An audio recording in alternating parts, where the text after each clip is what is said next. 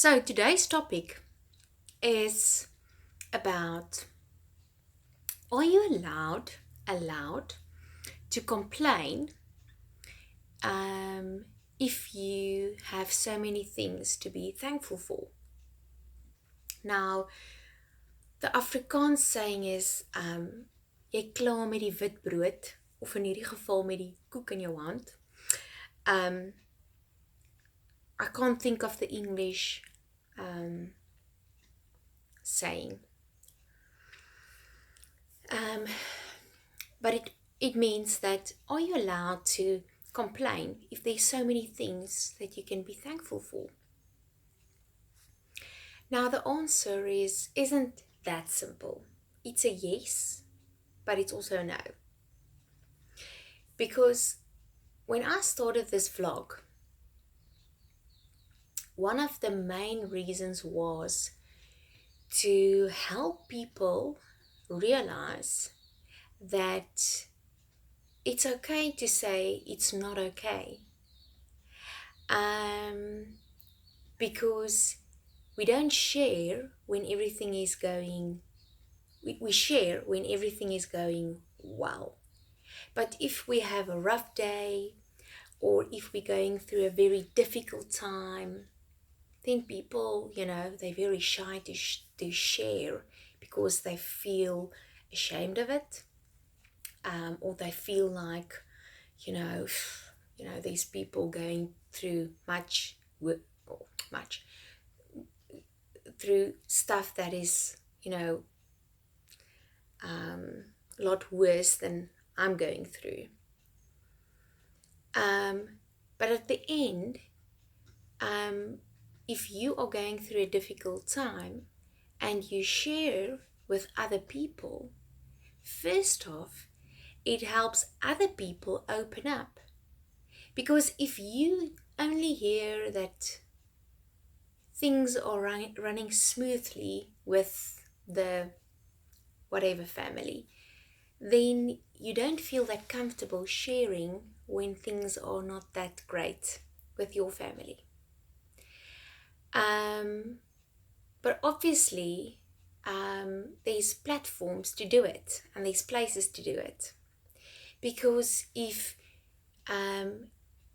you have a great time on the beach or wherever, then it's okay, to post on Facebook or wherever, we're having fun, we are eating cake on the beach or eating ice cream on the beach. I don't think that your husband or your wife, whoever, is going to be that supportive of you taking a photo while you are fighting, and then obviously posting that on Facebook. Okay, so I don't think everyone will just stop for the photo, or allow a video to go out. But when we arrived in the Western Cape, I realized, as I shared before, the first thing me and my husband said was, we need to find a church, the right church, where we feel, at home, where we feel, our value system, all our values, and the way, and all of that, is the same. And then obviously be part of a life group. Now, a life group is the same as a cell group. Some people call it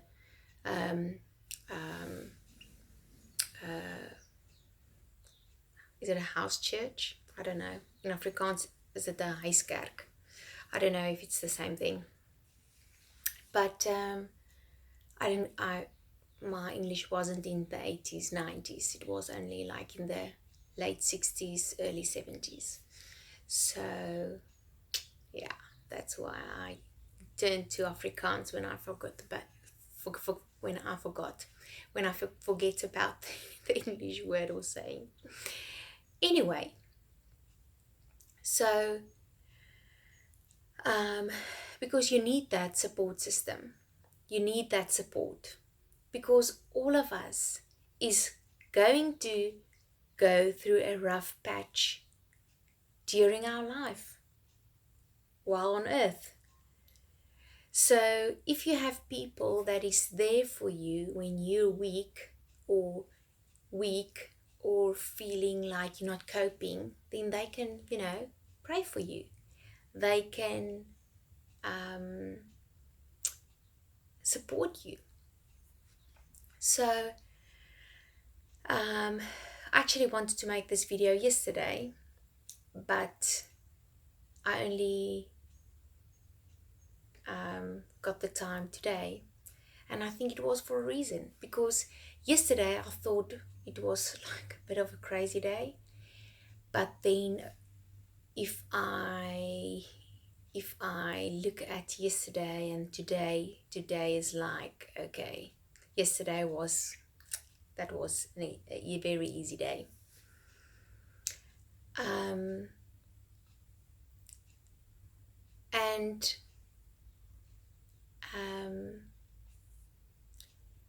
And at the end of the day, there is many things that you can complain about, because we are not, in heaven. We're on earth where, people steal, where people mistreat you. The list goes on. But I think if you can find a way, to look at your day and say, okay, this is how today looked like.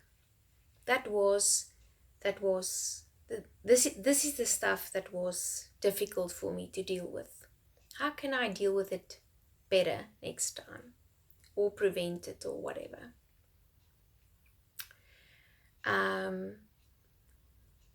This morning, when I look at my oldest son, I realize that I need to take him to the doctor, and I'm not allowed to drive for half a year, which sounds very long.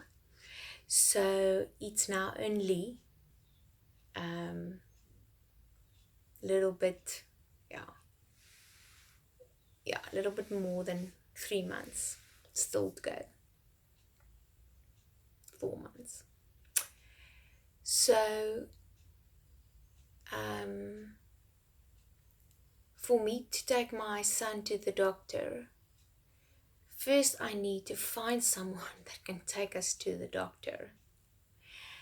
Then I need to get back as well.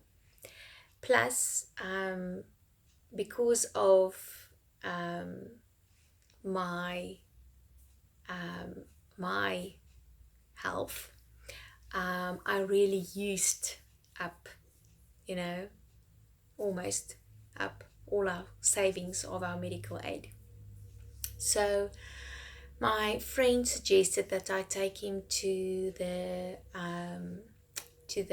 clinic at the pharmacy. We always get our stuff, our medicine. And then if she says, okay, you need to take him to the doctor, then I can figure out a way to get to the doctor. But because my dad and sister-in-law is also doctors, they can prescribe, because, if I know, okay, he has to go on antibiotics right now, because I did everything like from ACC 200,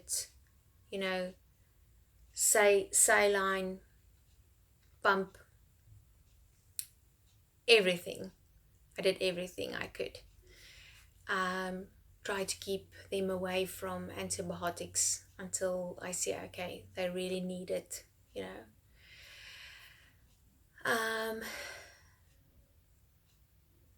And then when I went to the clinic, I got a homeschool mom that, took me to the pharmacy and told me I can, let her know when she can come and pick us up. And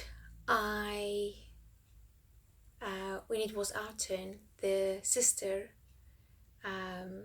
said that nurse, I don't know what you call them, sister nurse, I don't know, a nurse, she said that she looked into his ear and she said he needs to go on antibiotics. And she told me that his eardrum has a little hole in it. And I was like, if I remember biology well, then it's like, okay, so is my son gonna be deaf? I can't remember my biology right now, but it sounds bad. And I didn't say anything. Well, before I can say anything, she was like, Mom, he's going to be okay. And I was like, okay, so I did that saline pump with him. Did I, and she was like, you did nothing wrong. Everything you did, everything you gave him was the right stuff. Okay. So, okay. Then from there, we went out. He was sitting on a chair. And now it was like phase 2. Okay. He needs celestamine and he needs antibiotics. So I need to get hold of either my dad or my sister-in-law, because she told me there's no need for me taking my son to the doctor because, he needs to go onto antibiotics. She knows what's going on there. That will clear up, and so forth and so forth. And the ear will heal itself. That's the other main thing. Awesome. How God made us, And then I couldn't get hold of them. My son was sitting there, I was like, I just want to get my son home. I just want to give him the medicine he needs and whatnot. So after a while, my sister-in-law got hold of me because there's like no reception in the pharmacy. I don't know why. So every time I need to run out and see if there's messages or whatever. And I told her, Pierre is, you're not allowed to say your child's name on internet. Okay.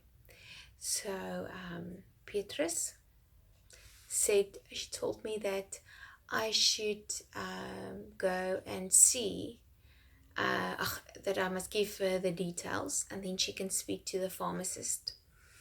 And then, just to send them the prescription for the medicine he needed. And my son then started feeling nauseous, and I was like, okay, so, I asked the pharmacist, do you have maybe like a bucket, because I knew if my son is going to throw up on the floor, I'm going to be started crying, and I don't want to do that because I'm not going to let them clean it. I will clean it. But what I wanted to say about the life group is I ran out the first time and I told them, listen, I'm trying to get hold of my, family, so that he can have the medicine he needs. This is what's wrong with him. And just pray for me. Just pray for him and pray for me so that I can be okay. Because I started feeling very emotional. And my husband phoned me because he's also on the group, and he was like, are you okay?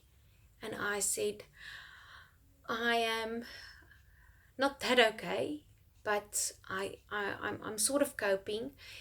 But if I continue talking to you right now, I'm gonna start crying in the parking lot, and I can't do that now. So he was like, okay, don't worry, we'll talk later. Love you, hubby. You're my hero. When I'm weak, you're the strong one. So yeah. So then I went back into the pharmacy.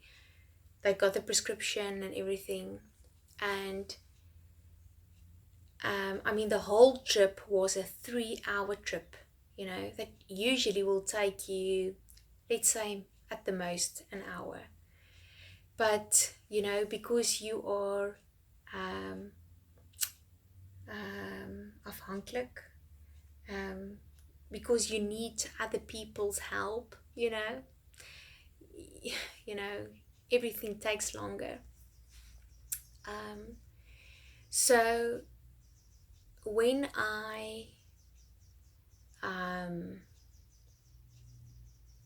so he had the prescription, they're busy with that, and I was like, there was drugs that needed to be delivered, medicine, let's say medicine, drugs, it sounds a bit funny to Afrikaans speaking person. They struggled to do the delivery. The delivery guy said that he phoned us, but there was no missed calls on me or my husband's. None of us had a missed call. So when I said, okay, and then yes, just 10 rand, that I said that I will come and pay, he was like, that pharmacist, he was like, oh, are you the one with the whole delivery thing? And like the whole pharmacy, feels like the whole pharmacy was looking at us like everyone knew about that. Okay. So anyway, I just started laughing, because that's what I do when I'm nervous sometimes. I just started laughing. Sometimes very inappropriate. But when then I went back to my son again.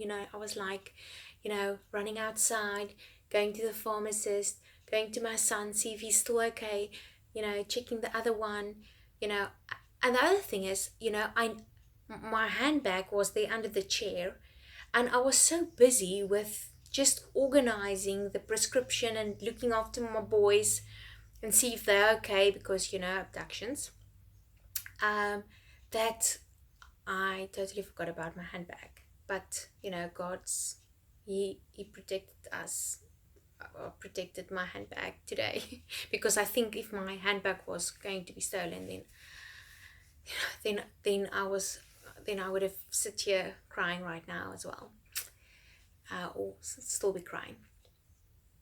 And then the nurse came to me and she said, oh, you're still here?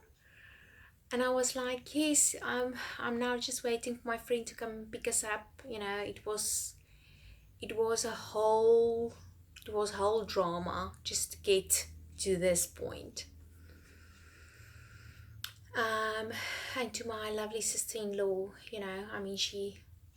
she went off the road just to make sure that she writes the prescription and send it to the pharmacist. So love my family.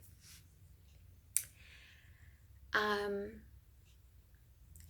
then she looked at me and she said, Mom, you're not okay, nee? In Afrikaans, Mama, jy's nie okay nie. And I was like, don't ask me that, because I was keeping it together the whole time. And then my son's, they sitting there, and she's actually telling me what's actually a fact. And I just started crying, and I saw my sons looking at me like, what now? And I was like, yeah, I'll be fine. Anyway, luckily I have waterproof mascara on, so yeah. So got the got the medicine. My friend came to pick us up, drove us home. Now, okay, this is the whole story of how my day went. But just to summarize a few things and put a few things in perspective. If I just look at my day today, yes, my son got his eardrum. There's a hole in his eardrum, but it can heal. Yes, I'm not allowed to drive, but I have awesome friends that and she told me when she dropped us off, she was like, if you ever need anything or need to go somewhere, you give me a call. And I have friends that if I can't drive, then they will take me there. We have medical aid, and we have we have so many things to be thankful for. So my suggestion about, or just the short of the long, are we allowed to complain while eating some cake? We can, yes, you can complain, but go and sit in a hole for the whole time and just complaining the whole time, that's not okay. That's not okay. I would say, if you're not okay, it's okay to let people know you're not okay. And it's okay to, have this whole thing about, like, today I was like, God, now I can't drive. And I want to take my son to get proper health care. So God, you can have that conversation with God. He's okay with it. But to stay angry and complain the whole time, that's not okay.